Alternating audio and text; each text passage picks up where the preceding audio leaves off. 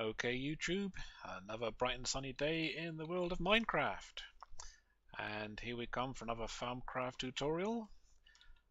Just to start things off, how about we start the day off with a bit of a bang? I was doing a bit of TNT. Makes the day go better, doesn't it? So there we go, let's just place some TNT. And let's just light the fuse. And let's see what happens. And as you can see, it all blows up. Oh, blew my bed up. But I'm now in a nice big crater. But as you can see, my little hut is quite safe. And let's just see this crater out here. There we go. Quite pretty, I think. But you'll notice my little house there was not damaged. And you may be wondering, well, what did I do there? Well, I used some warded blocks.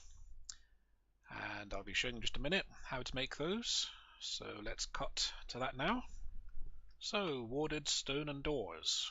Well, to research warded stone and doors, there's the things you need to research there.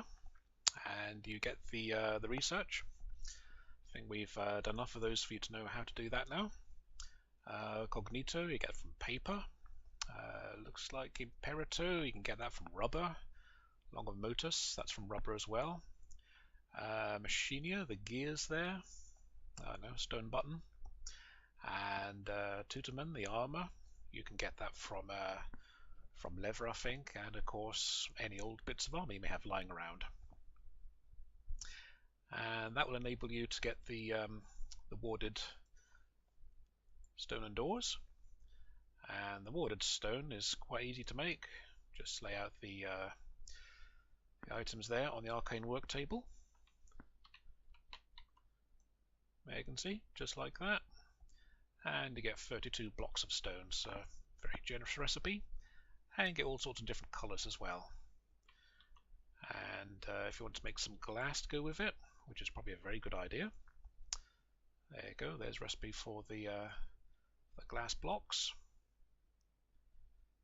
And again, very easy. Just lay them out on your table like so. And there you go. You get 12 glass blocks there. So again, another pretty generous kind of recipe. The only tricky bit really is in fact the door. And I say tricky, it's not really tricky, it's just you do it on the infusion altar. And there's a recipe there.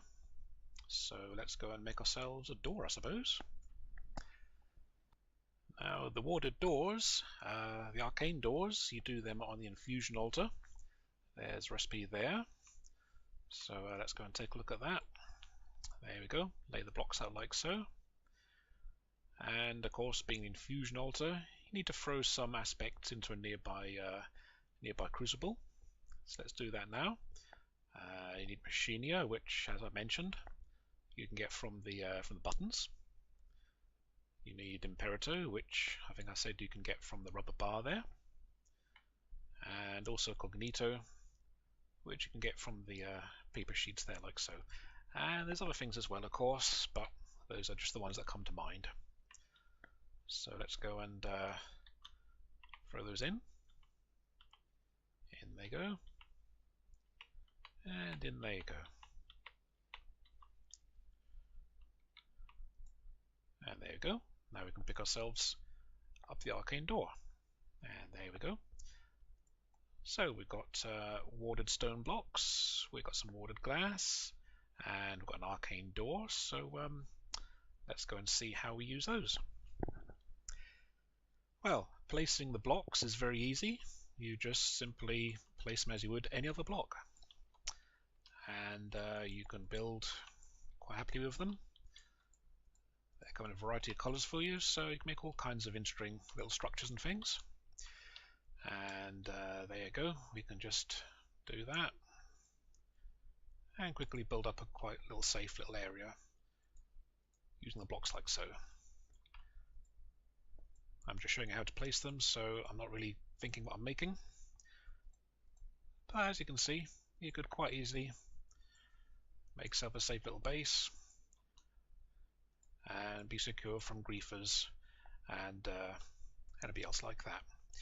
If you place them down and then realize you didn't want to do that, do bear in mind they're warded so they can't be moved.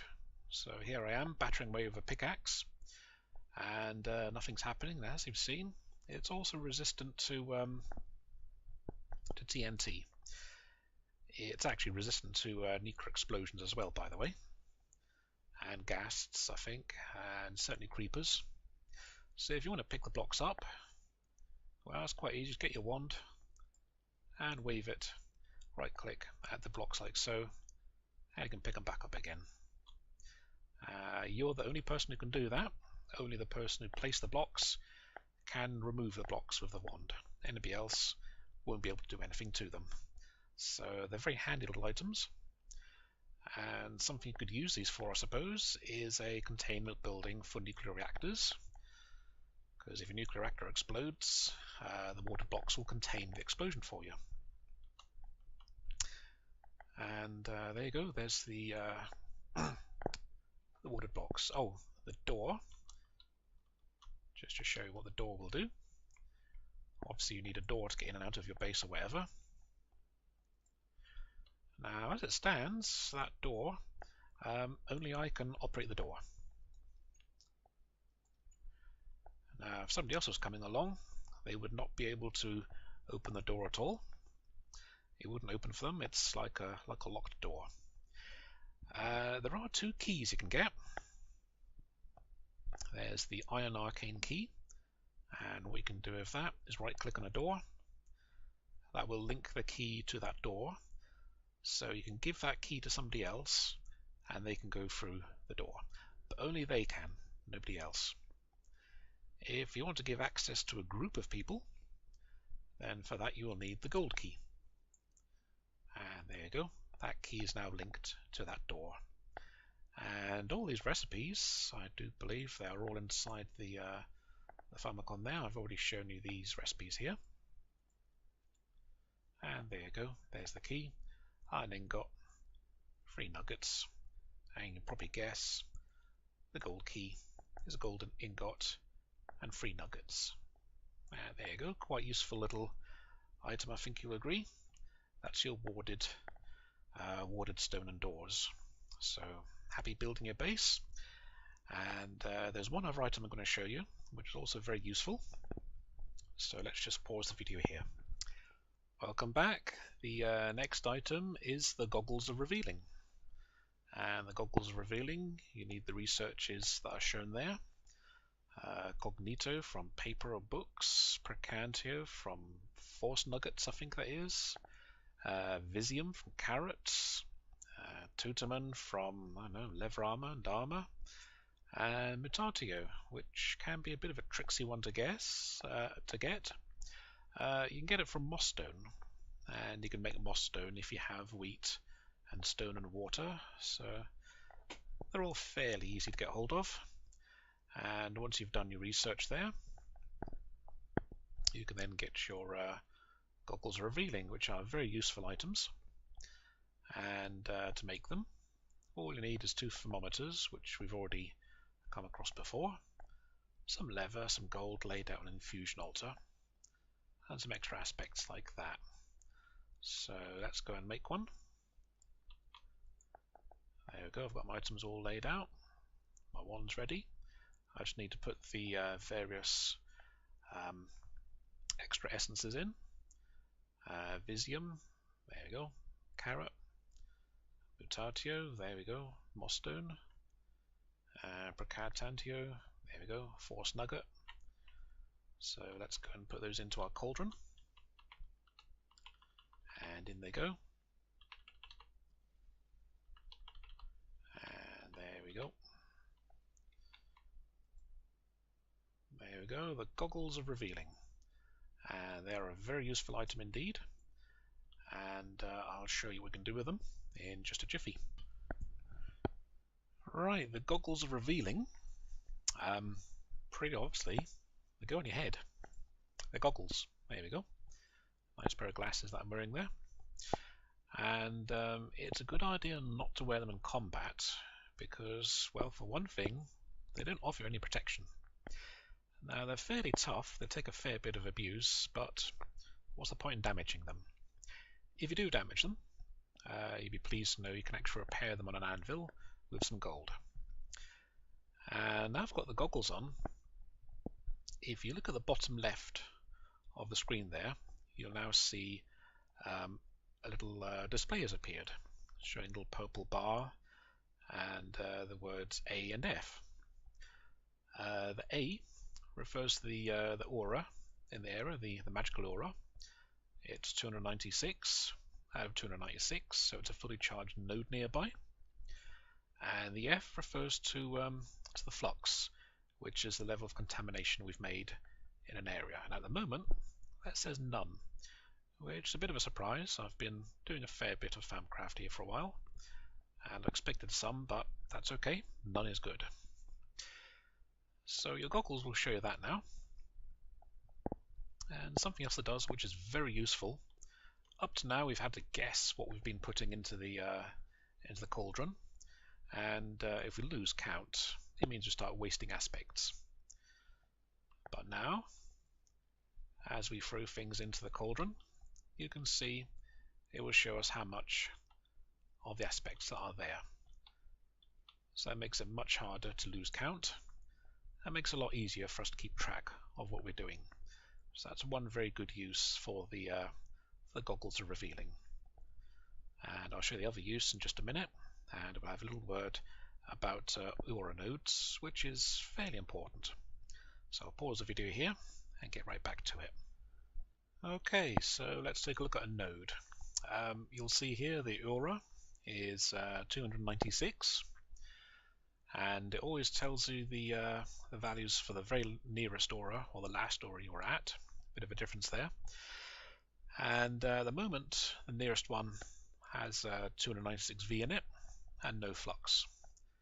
And if you've been seeing my previous videos, you can see there a desert temple. And I did say I thought there was something there, so let's go and take a look now. And as we get closer, there we go, you can see the reading has now changed.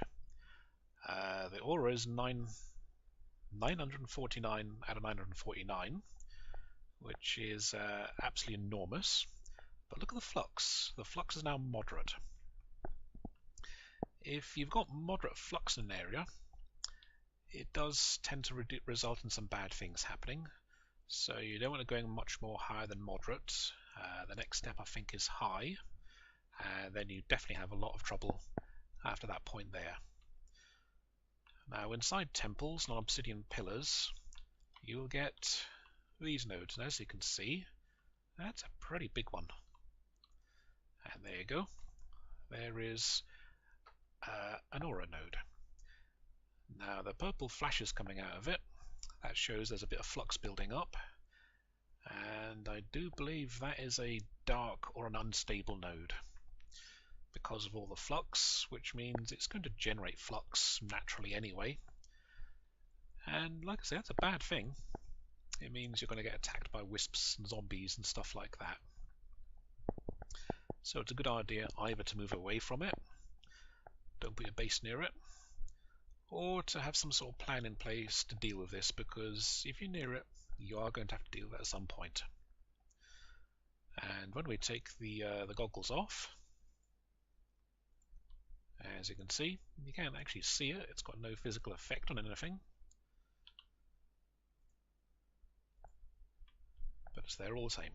And there we go, that's one node, a node to be aware of actually, the unstable node. Now nodes can appear anywhere.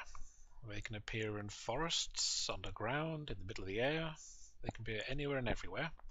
There's no real pattern to them. Some places are more likely than others, but they can appear anywhere. Now here's a node, and it's actually inside of a tree trunk. It's actually inside of a silver tree, and I suspect it's what we call a pure node. And as you can see, it's a bit smaller than the other one. It's 327V, and there you go, that's what a pure node looks like. And pure nodes are actually very good to be nearby. they will actually consume some of the flux that you might make and dissipate it naturally for you. So they're basically a self-cleaning kind of node, as opposed to the dark node that actually creates instability and flux for you. So there we go. That's a good node to have, and one that's well worth encouraging and building up around you. And finally, we come to the most common kind of node, which is just a node there. As you can see, it's just literally hanging in midair. It's not attached to anything. And that node is, well, it's just a normal node. It's not one of the pure nodes, and it's not an unstable node. It doesn't do anything good, doesn't do anything bad, it's just a normal node. And quite good size to it, 411V there. Now, the thing about Thaumcraft is, as I've mentioned, these nodes are pretty well dotted at random. And it may be you've set up base somewhere, and you find your Thaumcraft isn't working at all for you. And the reason for that is you could be too far away from a node. So you may find yourself having to either create a node or bring a node in somehow, or much more likely move your base to be near a node. And now you've got the goggles revealing, and you've got the thermometer. You know how to find them and how to determine what sort they are. So there we go. That concludes this part of the Thaumcraft tutorial. Hope you've enjoyed it, and I will see you again very soon, I suppose. So happy Thaumcrafting!